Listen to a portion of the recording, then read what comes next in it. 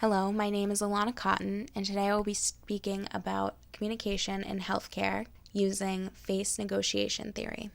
One of the most challenging parts of working in the healthcare industry is having effective communication across the entire network. Whether it be both patient or coworkers in the healthcare industry, communication is a struggle for almost everyone.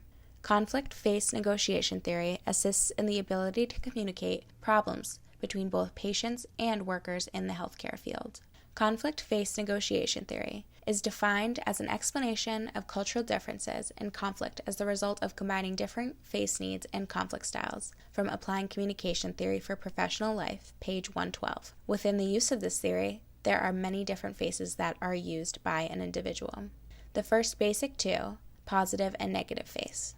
Positive face is the need to be liked, appreciated, and admired, whereas negative face emphasizes the desire to act freely without constraints or imposition from others. Yet, we all see face and all interpret it into a specific way. Within the healthcare industry, employees must have face concern for both their patients and each other to empathize what's going on with each person. In the first study I reviewed, Physician Communication in the Operating Room, conducted by Kristen Kirschbaum, it explored the way that communication affects each department differently.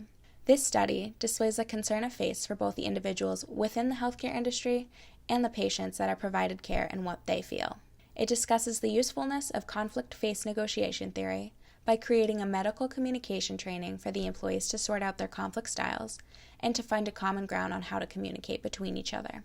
In the second study, Applying a Conflict Resolution Framework to Disputes in Managed Care by Kimberly Strom-Gottfried, it took into account the conflict that arises between healthcare providers and the healthcare payers. Strom-Gottfried observed 5 conflict styles and how to get everyone to use the collaborative outcome altogether, offering 6 steps in conflict resolution within healthcare to lessen the impact of disagreements in the healthcare industry.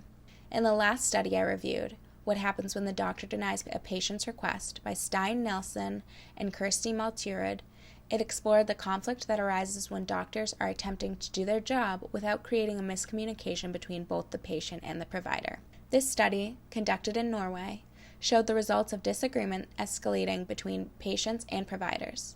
When providers felt as though they could not say no to the patient's request, they felt that they were in a difficult position. Through new training and an implementation of new skills, providers became more confident in the opportunity to use conflict negotiation. The ability to understand the way that faces impact each individual differently and the implementation of conflict face negotiation theory can change the way that healthcare industry is both seen and acted upon. After reviewing these 3 studies, I have concluded that creating new training to utilize conflict face negotiation theory can help everyone that is impacted in the healthcare industry. Not only will the patients have the benefit after these new skills are acquired by the employees themselves that work in the healthcare industry will also receive the benefit of being able to use the new skills that is brought by conflict face negotiation theory and the new training.